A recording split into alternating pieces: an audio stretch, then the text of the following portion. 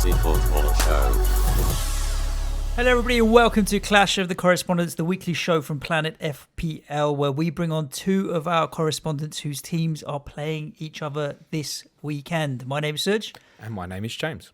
You'd hope both of these teams would have hoped, well, maybe Anup from Leicester would have hoped that they're playing each other 2 weekends in a row. Well, but that was the plan when I scheduled this, mate. Yeah, but it's not quite like that. But we do have a game to look forward to this weekend. Who do we have on, James? We are joined by our Leicester City correspondent, Anup at C FFP. How are you, Anup? Yeah, I'm good, thank you. Thanks for having me again. Yeah, very welcome, mate. Good man. And we are joined by our Manchester City correspondent, Jonny at FPL Pringle. How are you, mate? Yeah, good, thanks, guys. Excellent. Nice to have you on again. After Monday's People's Poll, I really don't know where to start this. Well, we hoped that this show would be all around maybe the Carabao Cup final, which it's not. But there was other news that dropped that might be relevant and interesting to chat to. And there's only one place to start. FFP, I think. Let's get it out of the way whilst that is a chip on a shoulder or a monkey and an elephant in a corner or whatever it may be. Suj, don't say anything. I'm not going to. Jonny, how do you feel at the moment about things? What's your opinion?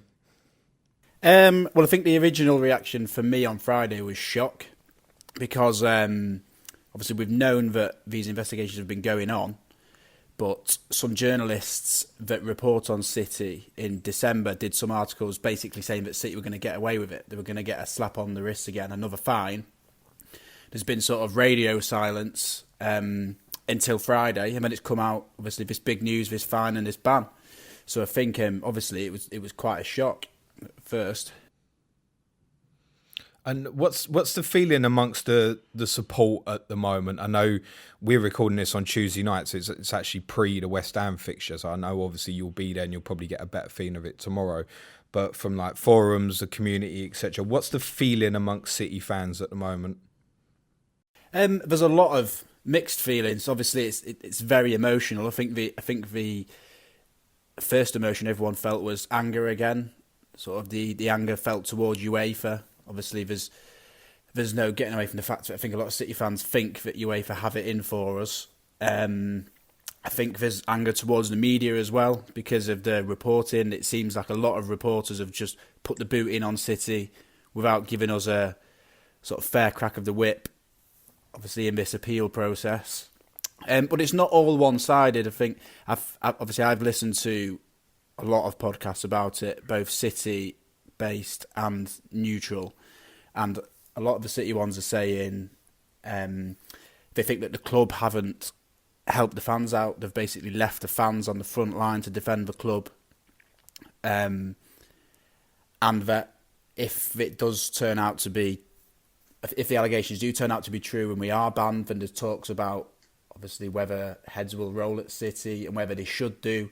So it's not just all one way in that there's anger towards UEFA. There are sort of questions being asked from the City fans towards the ownership as well. That sounds like a really big statement considering obviously what the ownership's done for you from a football perspective. So, I mean, what does that look like then? So you're saying there might be a little bit of distrust at the moment, I think it sounds like, in terms of the relationship between fans and ownership, because one of the issues we had in the podcast we recorded Monday was we couldn't give a lot of evidence to defend City because nothing's come out as such from City other than it's UEFA's jurisdiction, UEFA's made this decision, UEFA this, UEFA that. But it wasn't really anything substantial. We could say, well, we know that City will try and defend themselves by doing X, for example. Is that part what you're saying, Jonny? Yeah. I mean, there was a really good article on Saturday from a guy called Howard Hockin, who's a City blogger, basically saying how tiring it is to be a City fan in sort of these times, to have to constantly try and defend ourselves from little things such as empty seats to drastic things like being accused of defending human rights abusers. And I think that's the crux of it, really, is basically while there is this silence coming out of the club, I think from a legal standpoint, they don't want to say anything. Like I say, they are sort of leaving the fans hung out to dry. And I think that's where they sort of, if there is any sort of ill feeling towards the top guys at City, that's where it comes from. That's a huge statement to say that there might suddenly be some mistrust from something where they've given those same fans something that they wouldn't have had otherwise, basically. Of course, yeah. I mean, the ownership have done so much for the club, but the interesting thing with the podcast that we did was all we tried to do was whatever was out in the public domain already in terms of reporting and journalism, just stick it into an hour that people who may not go and want to do the research themselves could digest. And giving a fair-sided argument for both sides was the difficulty because there was so little from City. So I know a few people may have found it a bit one-sided, but we are struggling here to find City's perspective on it. What's your, before we kind of talk football terms, I don't want it to be half hour just on this, but what's your instinct, Jonny, in terms of, because I think the number one question the general football fan wants to know is this going to get overturned or not? What's your feeling? So I've done my research as well, and I think the general feeling from the average football fan who hasn't looked into it that much is that City will get away with it. They'll do a deal with UEFA and somehow get this overturned. But it's not. I don't think it's a case of that. UEFA they've set out their punishment. They've banned us from the Champions League. They've made their decision. Mm-hmm. There were rumours that they tried to get City to settle an agreement in December that City rejected because they want to clear their name. I think it's a lot about reputation for City's owners. Yep. In this. But I think it goes back, obviously, right back to the very start. When City first got accused of breaching FFP, City accused UEFA of moving the goalposts. They say that UEFA changed the rules and that City were going to pass FFP, but then they changed the rules and they didn't. And obviously they accused City of breaching FFP and fined them. That's when PSG originally got fined as well. Mm-hmm. But this new breach, obviously from these leaks in 2018, about the overstated sponsorship revenue between 2012 and 2016. Basically, City's main point is that all that has been boxed off. There were settlement agreements signed, and UEFA did an announcement in April 2017, if I'm correct, that basically said that period from 2012 to 2016 is boxed off. We can't touch that now. And there's just all sorts of stuff like that. And basically, City did take the original decision from UEFA that basically UEFA referred their investigation from their investigatory chamber to their adjudicatory chamber. City took that referral to the Court of Arbitration for Sport, and C.O.T.C basically threw that out, saying that you haven't had anything bad happen to you yet. So, and yes, there are some legit arguments in there. So come back to us if there are any, if any detriment does come to you. So it'll be interesting. But like I said, I think the main point is people think that UEFA will just take some money and City will overturn this, but that's not the case. I think it is completely down to C.O.T.C now.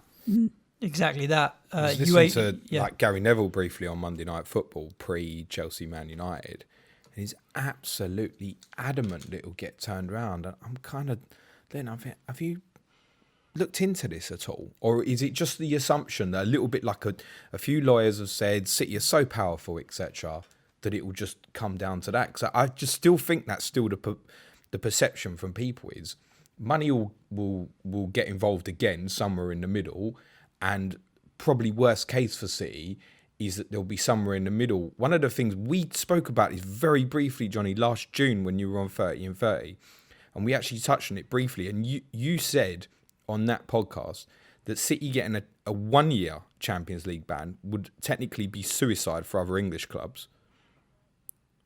Is that still how you feel now? It's kind of looking like a reality, and I guess a 1 year ban as a middle ground is something that we could still end up at. Yeah, I agree.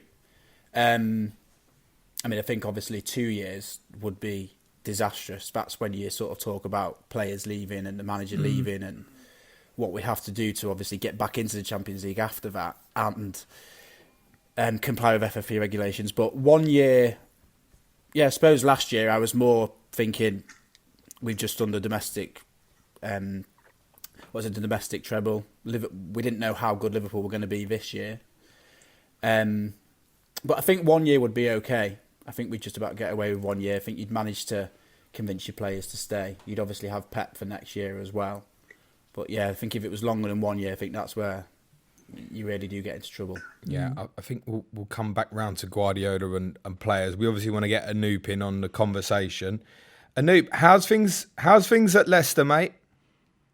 Yeah, fine. I've seen a couple of matches recently. I think and I think I messaged Suj because I got last minute tickets to West Ham, so that was pretty cool. Yeah. Like unexpected on the day. Yeah, that was quite when Vardy got injured. Yeah, that was good. Yeah, things okay, Leicester. Good, Same because mode. you're always a confident lad. Like, you know, we had you on before Southampton, we had you on before Everton. That was in a run of about 7 wins in a row, I think. Looking deeper, it's 2 wins in 10 league games. That's true. That's why I asked, because I think everybody's still sitting here going, Leicester will definitely still finish third as worst case scenario. There's no issue. But obviously, like from an FPL aspect and stuff, I own Maddison and Vardy still. There's others who will still have like your Pereiras, C.O.T.C, etc. Is there a concern around Leicester at all? Bearing in mind, obviously, there's the League Cup semi-final defeat during that period as well. Yeah, it's true. We've got good fixtures coming up, I think, as a lot of people know. So that's probably why you're holding on to like Vardy and Maddison. I'm surprised you still got Maddison, but I would hold. Yeah, like I know, for example, I've got Vardy and he's taking up a lot of my budget, but I'm going to hold on now because I think I'm going to hold on. I've had him for so long. You know, we've had difficult fixtures. Sort of in the past, I'm kind of checking now as well. We've had fairly difficult fixtures as well, and there was a time where we had a lot of games as well, kind of bang, like with the League Cup, as you mentioned, and then obviously we had a couple of injury issues like Vardy and Ndidi. So that kind of impacted us too. I think that actually this reverse fixture from game week 18 caused Leicester quite a bit of damage. Obviously took the early lead on the night through Vardy, could have made it 2-0 during the game. But by the end of the night, I think, not through any real fault of Leicester, but everybody went, yeah, City's class really told here. Yeah. And I think at that point, Leicester had obviously had the draw with Norwich the week before, but it had been an amazing run beforehand. And at that point, there was still possible people thinking like they'll challenge City and maybe even Liverpool if they can sustain it. Yeah. So I feel like that was a little bit psychologically damaging. And then obviously the next league fixture they had was the 4-0 against Liverpool. Mm-hmm. And the results since then have not been great. If you consider there was win at Newcastle and then win against West Ham. Yeah, all right, okay, draw against Wolves, draw against Chelsea, not disastrous. The Burnley Southampton defeats aren't great. I'm doing you a disservice, actually. It's 3 wins because you beat West Ham twice, didn't you? But yeah. I don't know, do we even count that? One of them was the reserve team, wasn't it, Suj? The first was definitely the reserve team because I was at that game and you got to watch the big boys come out and win. But mate, it's 3 points for the taking there. I actually think within whilst the results haven't been bad, Leicester haven't been playing particularly badly. No, I don't They're think still so. okay. I mean, you'd still think like Pereira, I think, is still one of the best right backs in the league. Whenever I watch him, he just always carries a threat. And then some kind of fringe players that maybe weren't FPL assets at the start of the season. I've seen a lot of people mentioning now in terms of Harvey Barnes potentially as an option. Perez, I think almost all of us had Ezri Perez at the start of the season and he disappeared quickly, but is coming back into consideration now. There was a time when Vardy pulled up in that West Ham game and I was thinking it looked like potentially a hamstring. Had he been out for 6 to 8 weeks, I would have bought Iheanacho at the drop of a hat because in the games that he'd filled in for Vardy, I thought he did particularly well and he was so cheap at the time. But obviously that didn't come into fruition. I think there's still plenty of assets at Leicester. As an FPL owner, he has been out for 6 to 8 weeks. His last league goal was in that Manchester City fixture in game week 18, which seems staggering. Yeah. But I think Anup had already highlighted is so many people like myself are looking at it going, okay, it's a long run. And bear in mind, he's obviously had a couple of injury spells in that. Looking at beyond City and looking at Norwich, Villa, I'm thinking, I can't sell. No, you can't sell your Leicester assets. Impossible. Would you recommend, not necessarily for this week, Anup, but would you recommend people who have perhaps come off Vardy to go back in before Norwich, for example? Okay, so I mean, if you've got Vardy just I would keep Vardy really. Thing is, even from the eye test, he's not, or both stats and eye test, he's not looking that good. I watched the Wolves game and I think he had no shots and no chances created, which is a bit worrying for someone who's sitting in my team at 9.7 million. But yeah, our fixtures look really good. Like after the game at the weekend, the next four look really, really good. But I like the look of Barnes a lot. I know like the Twitter folk are talking about him a lot. His price and his ownership, like, very attractive, and he takes up high positions as well. So I mean, I'd rather him. Yeah, he's an interesting one, Harvey Barnes. 6 million, basically 2.5% owned at the time of recording. Can I ask as well, Anup, how important, because is Ndidi, because he's obviously missed a spell during this run as well. How crucial is he to what Leicester do? Well, I think he's very important from a defensive aspect, of course. Like he's because when Kante went, I think we like tried to get someone in the meantime, like Mendy. He didn't really do the job, and this guy really does what Kante did for us. Like, you know, he wins the ball back, and he's so good at that, just winning the ball back quickly. And when you see him live, he's a fighter. You know, he just goes after the ball like a dog in the park. Like, he's crazy, but he's fantastic. I saw something on Twitter like only a couple of days ago, which was quite interesting, saying his impact in terms of an attacking point of view, and it was basically saying that so Ndidi's his presence in the team when he plays, it means that we do better from an attacking perspective because we get the ball back quicker and we score more shots. So that could be worth looking into as well, and maybe a valid point. Yeah. There's so much trust in him as well in terms of his recovery, interceptions, etc., that it will allow Maddison and Tielemans a little bit more freedom in terms of how they're playing. Leicester can vary how they're playing positionally a little bit within the same formation, which kind of centres around Maddison's position for certain games. Yeah. But they'll certainly have a greater freedom with Ndidi on the pitch. Mm-hmm. Jonny, let's assume you've got no ban next year and you're free to spend money, and you want to go and buy someone from Leicester. Where do you start? Sorry, is that a question for me? Yeah. I think you just got to look at any centre-back going. Well, let's talk about then. Swap them with Otamendi and Stones. Obviously, Laporte's back fit now. How big has the issues been back there last year? And is it just a case that none of them are capable at the moment, bar Laporte? I think it's someone did a good analogy. I can't quite remember what it is now, like far from sun analogy or something like that. Basically, you need a leading defender, and a defender that needs to be led. And I think Liverpool have this sort of similar relationship between Van Dijk and any other centre back that looks good alongside Van Dijk. But if you were to put any two of them together, without him, totally different. Yeah. And I think that is the same with Laporte. I think anyone next to Laporte is going to look good, but when you take him out, that is where it does start to go wrong. It's a fascinating statement, because if you think, say, John Terry at Chelsea, all right, none of us particularly like him, but when you think back on it, you think, oh, how many bad partners did John Terry really have at Chelsea? And he's like, they were all right. Was it because of his influence as a leader, for example? Yeah, that's a great shout. And obviously, City have lost a very comparable player in terms of leadership of company. We spoke in the summer, Jonny, about was that a fear? And I think you felt at the time it wouldn't be too much of an issue. But in hindsight, he's been a massive miss, hasn't he? Well, I think, obviously, back then, we didn't know Laporte was going to get injured as well. No. But, yeah, like I said in the summer, my main concern was lack of leadership. Obviously, company's influence in the dressing room being taken away. And I think there's inevitably been problems there.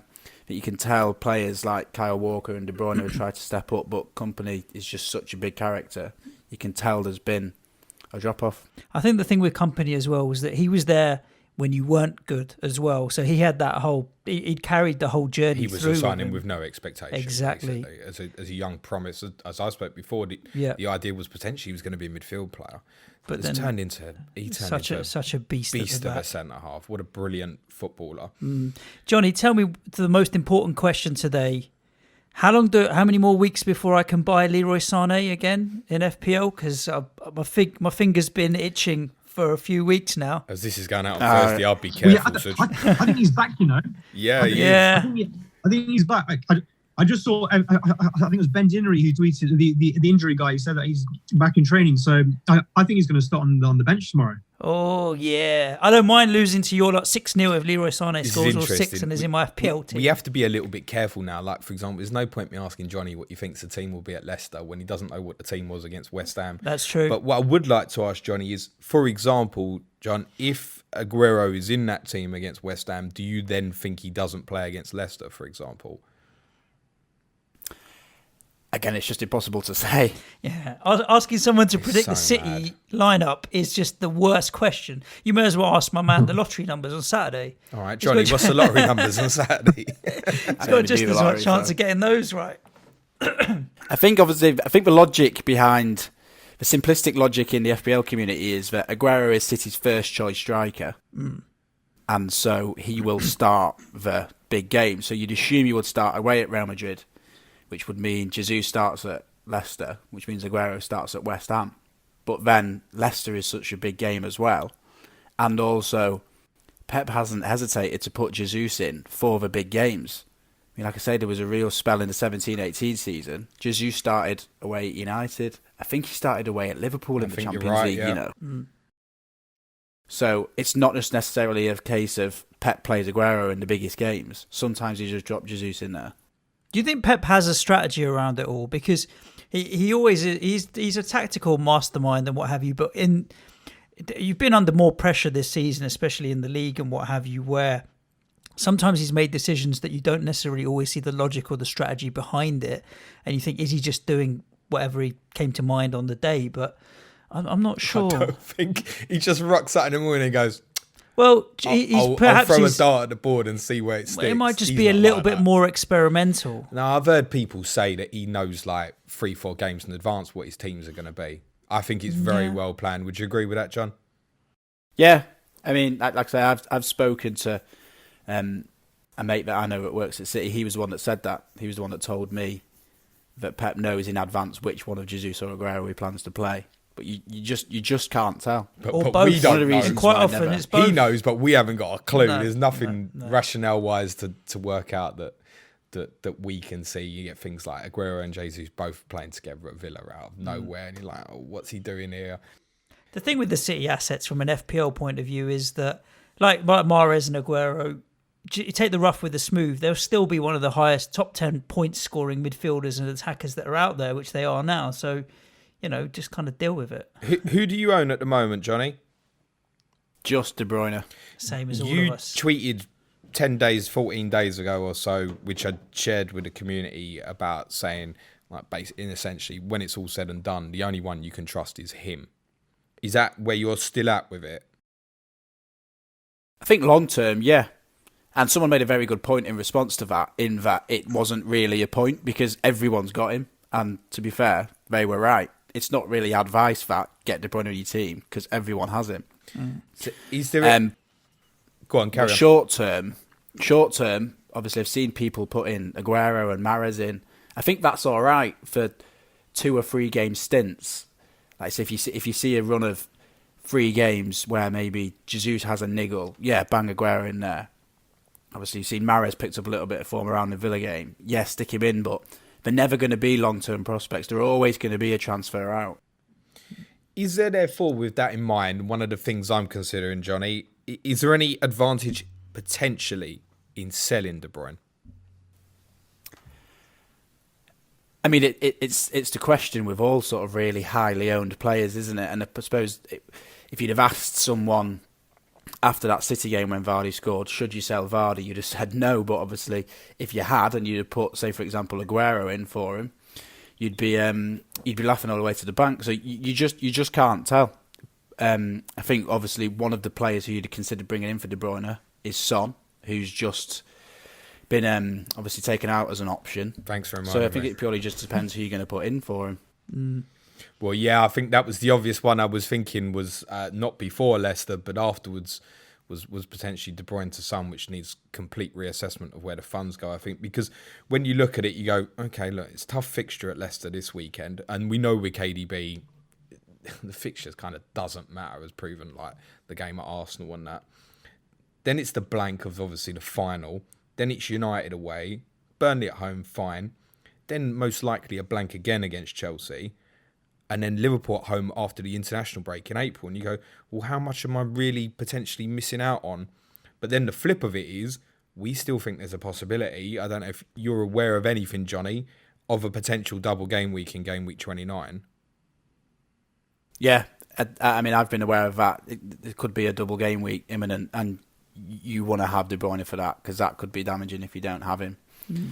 I think obviously the blank game weeks you mentioned, obviously a very big argument to maybe try and go without him. But just with fixtures, I think he is just the very definition of fixture proof, because he is just he's consistent and he explodes in games, and he explodes in games that you don't expect him to. And it's just the risk of missing out on them games. Like you say, people took him out before the Arsenal game, and he goes and scores twice and gets an assist. Mm. Anup, did you just fall over, mate? No, I'm still here. Just seeing the camera fly upside down. Anup, can I ask you about Ben Chilwell? Because there was obviously some rumours around about the Burnley away fixture where he travelled and he didn't play. We've mentioned a few times on the podcast that we think there may have been some, we're kind of naturally suggesting with Chelsea potentially. Is he in the right place at the moment in terms of, do you feel like he's committed to the club, or do you feel like he'll move on in the summer? It's good question to ask. I'm not too sure actually, because obviously was an issue where he came late to training, didn't he? And then I believe he got fined, and the players, they kind of said that they were unhappy with it as well. And then it looked like everyone moved on. He's not looked himself in terms of performances, I don't think. Every time I've seen him, say, bar the past few months, I've been so impressed with how he kind of he flies forward. He makes those runs off the ball, and with the ball as well. Down that left wing, he looks so good. I'm not seeing that this year, and in fact, I've seen a lot of the opposite. For example, when he's had the ball, he's just kind of stopped as opposed to carrying on forward, or like just stop making those runs forward, where you can maybe like catch a through ball from someone, Maddison, and even to take things further, him and Maddison I've seen to be a little bit off sync as well. I wouldn't say really to their personal life, because I think there was some photos of with them all on holiday recently, with like Grealish and co, and Maddison in the winter break. But on the pitch, like Maddison's tried to pass to Grealish to Chilwell a couple of times, and it's just gone out for a throw. And I've seen that at least a couple of occasions. So yeah, I mean, I hope he gets his form back and he stays. That's what I would like, you know. It's an interesting one, because when I went in, and I think a lot of other people did around about the 9-0 game. Obviously, he had 3 attacking returns in that game. We know it was a freak result. But I think if I said to you, besides that game, Ben Chilwell's attacking returns this year are 1 goal, 1 assist, I think you'd be quite surprised by that. Yeah, it's not what I think most of us would have expected. I felt he was in a period, September, October wise, and obviously he's locked down the England spot now. This happens with players quite often, I think, where they get in the England side and take their foot off the gas a little bit of complacency creeps in. We spoke a couple of weeks ago about the lack of competition for the England spot in that position. Left back. Yeah. And do you then get to a position, and then you're getting links with, there was Atletico Madrid were linked with like 70 million last year. And to be honest, if that's what it costs for Ben Chilwell, you go, all right, well, the market's a lot, but it is what it is. I just wonder if he's in a complacent moment, because I don't feel like he's kicked on in the last 3-4 months as I would have expected him to. Yeah, I think you're right. Yeah, possibly. I can see that point definitely. Yeah, I mean, obviously, I don't know what's going on like in the personal life of him and the Maddison code. But yeah, I mean, yeah, that could definitely possibly be a case. Yeah. Maddison or Grealish, Jonny? Are you talking about is that an FPL question or a regular question? That question can be whatever you want it to be. All right. To take out on a date on a Friday night. Maddison or Grealish? I think you still go Grealish for that. He seems a little bit more fun. Yeah. his hair's nicer. I was actually asking from an England perspective just to get the neutral opinion while we had Anup on, but it can be an FPL question as well. I don't know. In terms of FPL at the moment, obviously Grealish. In terms of who I'd rather sign for City, I'd say probably just Grealish as well. I think he seems to take games by the scruff of the neck a bit more than Maddison. And for an England perspective, no, I think you could both get in. Yeah, James was advocating on a podcast that we did a while ago. There must have been not much. We were talking about the England 11, and you were saying play Maddison and Grealish and Sancho and just play all of them, all the attacking talent that we have. Another player, Mason Mount, did you chuck in as well? Well, no, but the other player that I would certainly take as a potential wildcard for England in the summer is Foden. Where's he at development-wise, Jonny? I think he's still sort of where he has been for the last year or two, in that I think we are just waiting for David Silva to leave. Don't get me wrong, not that we want David Silva to leave, but I think he is just being lined up as David Silva's replacement. Obviously, there's complaints about his game time, but you've got to remember who he's up against. De Bruyne, Silva, Gundogan. His time will come, and I don't think we need to rush it because he is still 19, he is still very young. You can obviously tell he's such a good player when he comes on. There's some boots to fill with David Silva. It's just being patient and waiting for his time to come, which it will. Looking back to Gameweek 16, since then David Silva's played 190 minutes, an hour against Crystal Palace and a brief cameo against Everton. But it doesn't feel like... It feels to me like an outsider, Jonny, and I don't mean it disparagingly or anything, but we know Liverpool are going to win this league. It does feel like a good time to get the kid in the team now. Yeah, and to be honest, a lot of City fans have been saying that as well. They've sort of been saying because the league campaign has gone, let's try and get players like Foden in the team and just bed him in now. And it is an argument, like I say, a lot of City fans make.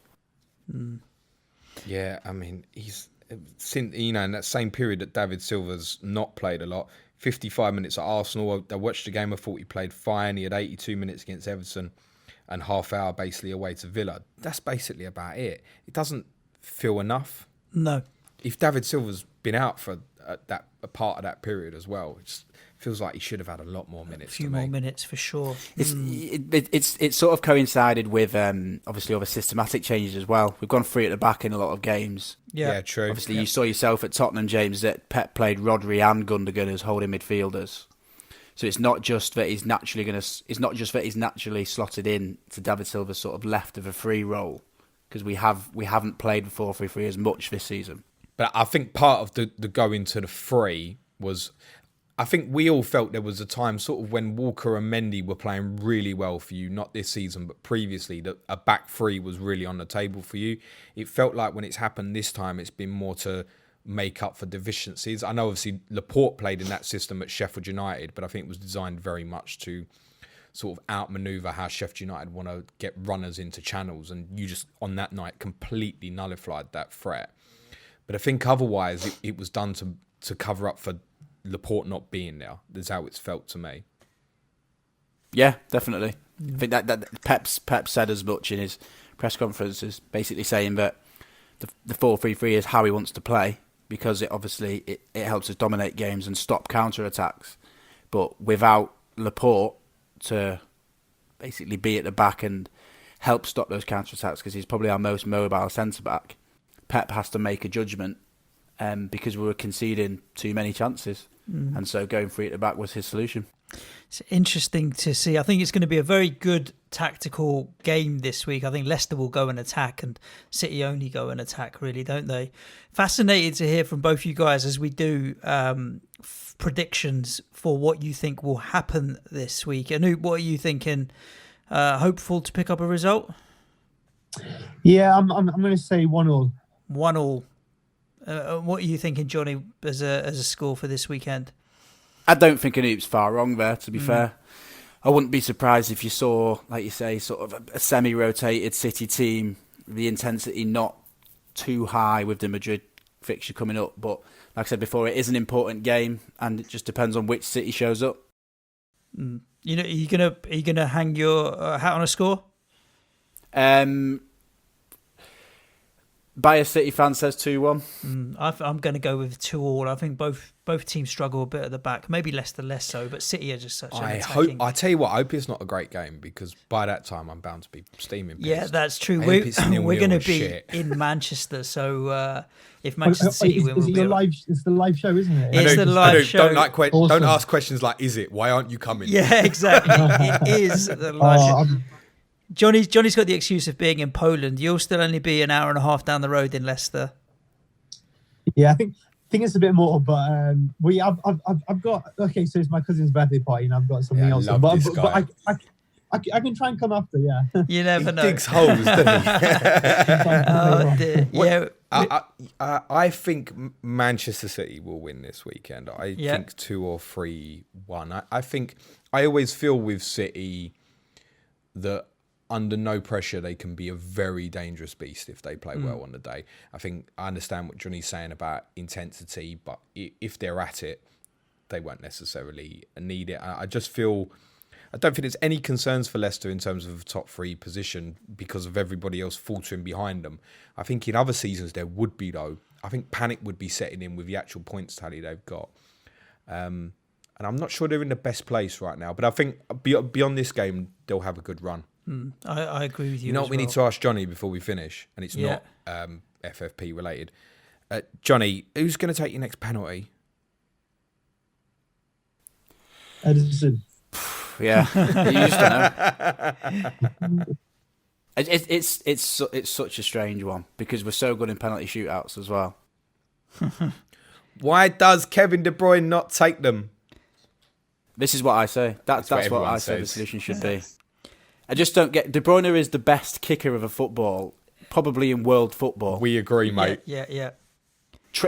I just think train him to kick the ball in the top corner every training session and just make him do it every penalty we get. Yeah, it'll be, if you had to rank your penalty takers in order, it'll be Kevin De Bruyne with his right foot, Kevin De Bruyne with his left foot, and then everybody else pretty much, wouldn't it? That guy is he's been interviewed in it because everyone's question was he surely just mustn't want to take them, but he said he'd be happy to take them. It's just the other guys in the squad want to take them first. Yeah, I found that for a guy who obviously stacks up some incredible numbers in terms of his assists, etc.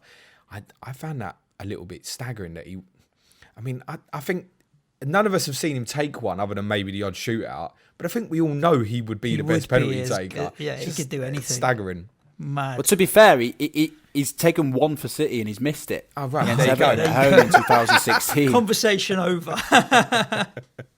We're all wrong. Give it to Edison. Yeah. Guys, thanks for joining us on Clash of the Correspondents. The question I thought he was going to ask you, Jonny, there was one that you'll need to slip into both James and my DMs, where James and I should be drinking after 11 o'clock on Saturday in Manchester when we do the live show. That's not for public consumption because we don't want people following us around, but you know where to find us. We'll have to go and pick Anup up at the train station, won't we? We can do that. We can do anything we need to. But guys, thanks for joining us on Clash of the Correspondents this week. It's been a real pleasure, and all the obvious interaction that we have with you on Twitter and any of the articles and bits and pieces that you write for us as well. Yeah, brilliant. That's all from me. That's all from you? Yep. And that's all from me. Guys, thank you so much. To all the listeners, we're back with you tomorrow with the final plan, our Game Week 27 rundown, as well as a couple of live streams before we get to Manchester for the live show. And there'll be plenty of content for that too. But thanks for tuning in. Ciao for now.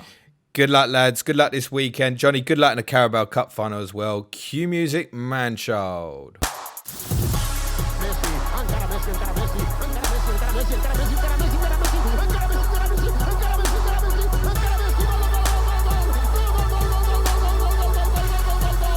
The Fantasy Football Show.